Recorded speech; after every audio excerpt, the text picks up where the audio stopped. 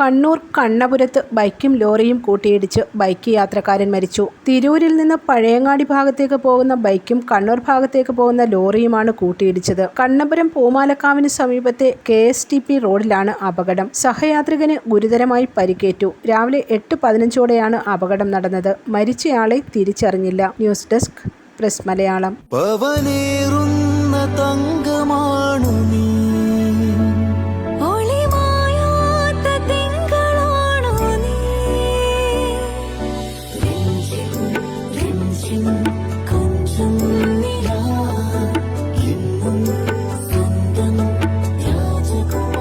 Be a Rajakumari. Rajakumari Gold and Diamonds. The trust of Travancore. Rajakumari.